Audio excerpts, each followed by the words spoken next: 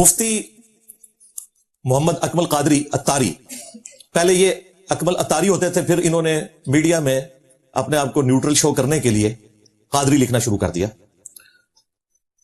हाफिज़हुल्लाह ताला हमारे उस्तादों में से, हमने काफी कुछ उनसे सीखा है।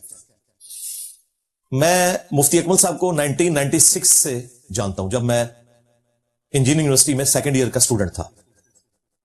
उन दिनों वाकेंट में बहुत बड़ा एक एहतिकाफ होता था, 800 के करीब लोग उसमें एहतिकाफ बैठते थे, इज्तिमाई एहतिकाफ दावत इस्लामी के प्लेटफॉर्म से, और मुफ्ती अकमल साहब भी दावत इस्लामी से ही ताल्लुक रखते थे। तो ये वाकेंट में आके एहतिकाफ करवाया करते थे मरकज की तरफ से, यानी कराची की तरफ से। उस वक्त ये ग्रीन पगड़ी बांधते थे और बिल्कुल पतले से नौजवान होते थे। जाहिर है वो यंग एज थी, और ताजा ताजा इन्होंने डिप्लोमा किया था, 3 साल का जो इंजीनियरिंग का डिप्लोमा होता है केमिकल की फील्ड में, कराची से ही। और पैरेलल में चूंकि दावत इस्लामी का भी वो काम करते थे, और उसी वक्त इन्होंने डिसाइड कर लिया था कि मैंने अब मजीद यूनिवर्सिटी की तालीम हासिल नहीं करनी, बल्कि मैंने आलिम बनना है अपने फिरके का। तो 1996 का जो इत्तिकाफ है वो मैंने इनके साथ किया था। ज़ाहिर मेरी उस वक्त मुश्किल से 19 साल उम्र थी, तो इनकी स्पीकिंग पावर उस वक्त भी बड़ी जबरदस्त थी।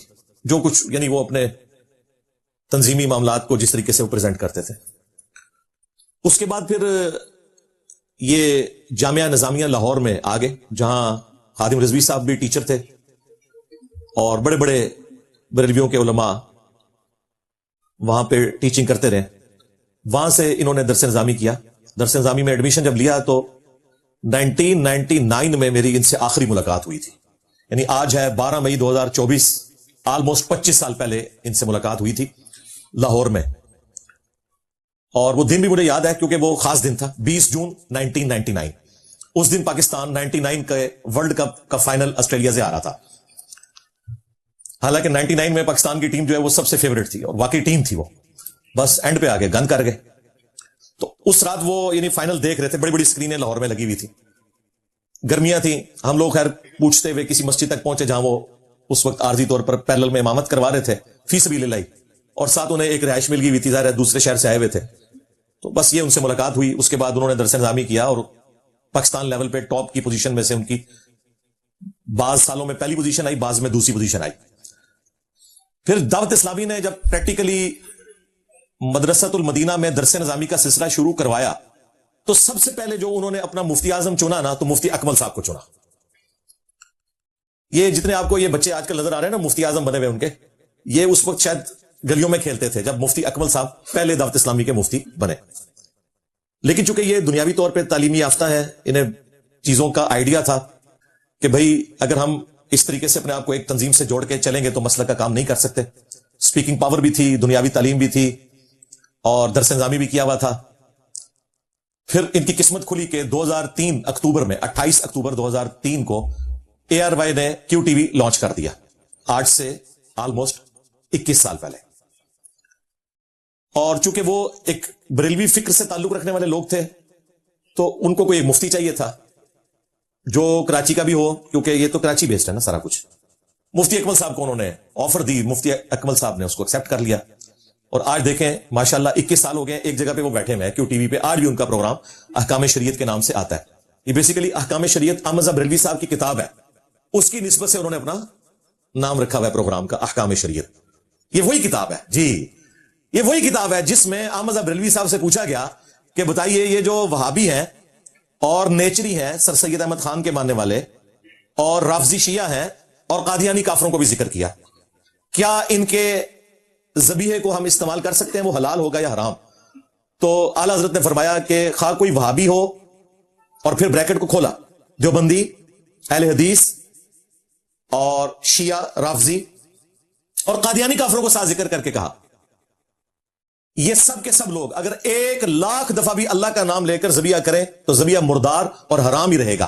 अलबत्ता यहूदों ने सारा का ज़बिया हलाल है, और उन्होंने कहा ये सब के सब मुर्तद है, वाजिबुल कत्ल, दीन छोड़ गए। कौन? देवबंदी, अहले हदीस, शिया, और यहूदों ने सारा को उनका इनसे बेहतर है।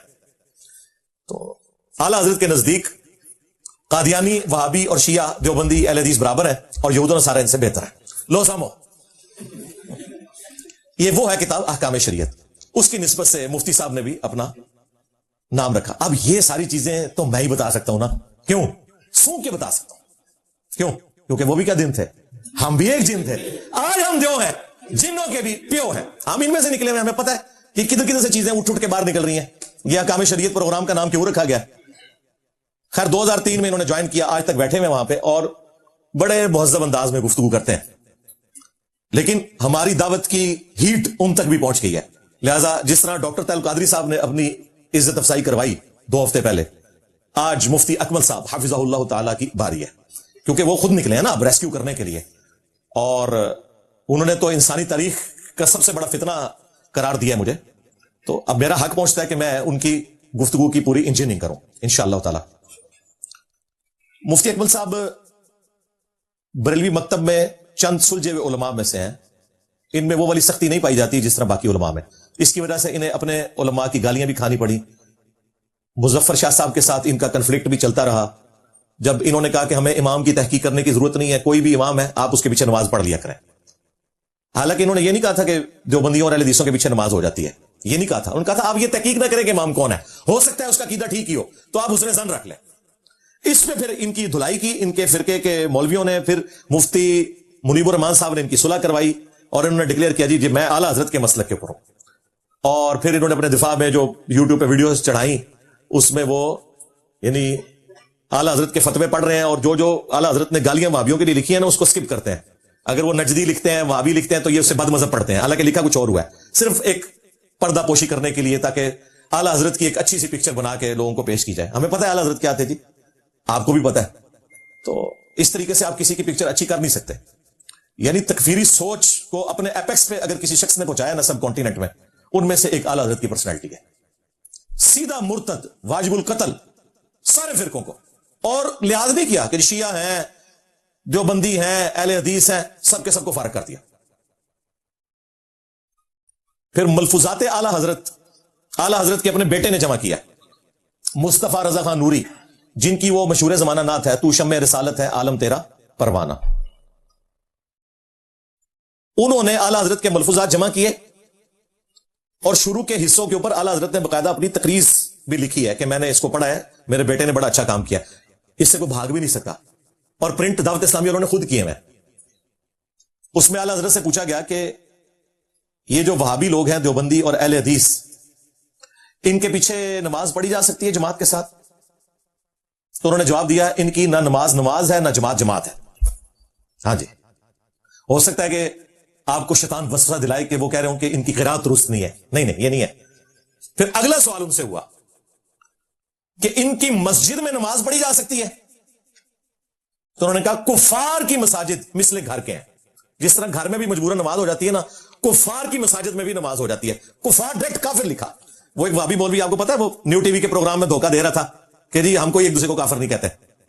تو میں نے کہا تھا یار جھوٹ نہ بولو, تمہیں بھی پتا ہے, اور سب سے زیادہ تو تمہارا انہوں نے قیمہ کیا ہے اعلیٰ حضرت نے. آج ان کی وکالت کر رہے ہو صرف میری دشمنی میں, تو ٹھیک ہے بھگتو. تو انہوں نے کہا کہ دیوبند اور اہل حدیث کفار کی مساجد ہیں, ان کے اندر نماز کا حکم وہی ہے جو آپ گھر میں نماز پڑھ لیتے ہیں, بس جواز کی حد تک. یہاں ہمیں اعلیٰ حضرت سے اختلاف ہے. کفار کی مساجد نہیں کہنا چاہیے تھا, کفار کی عبادت گاہیں کہنا چاہیے تھا, کیونکہ کفار کی مسجد نہیں ہوتی ہے. لہٰذا دیوبند اور اہل حدیث کی مسجد تو ہے ہی نہیں ہے نا اعلیٰ حضرت کے نزدیک, تو انہیں کہنا چاہیے عبادت گاہ. دیکھیں اعلیٰ حضرت کی غلطی میں نے پکڑی ہے. کیوں؟ کیونکہ ہم بھی بریلوی رہے ہوئے ہیں. تو کفار کی مساجد نہیں سرکار, کفار کی عبادت گاہیں. پھر تیسرا سوال ہوا کہ یہ بتائیں کہ ان کی اذان کا جواب ہم دیں. انہوں نے کہا ان کی اذان بھی نماز اور جماعت کی طرف باطل ہے. ظاہر جنہوں کی نماز ہی کوئی نہیں, ان کی اذان کا کیا اعتبار. پھر انہوں نے ساتھ کہا کہ البتہ جب اللہ کا نام آئے یا رسول اللہ کا نام آئے تو آپ عز و جل صلی اللہ علیہ وآلہ وسلم کہہ سکتے ہیں, باقی اذان کا جواب دینے کی ضرورت کوئی نہیں ہے. پھر ہمارے بابا جی نے اس کو منطقی انجام تک پہنچایا نا, ہاں بابا خادم رضوی صاحب نے. انہوں نے کہا چھڑ دو یہ تے وہابیاں دی اذان ہے, وہابیاں دی اذان دا کی احترام اے تے سورہ نے سور نے کہنا انہاں بڑے اخلاص منگو تو بڑے بڑے لوگ ہم گداواں نو خیر پا ہی دیں. چلو چلیے او بھابیاں دی اذان دا کیڑا دے اے تے سور دے سور ہیں. چلو چلیے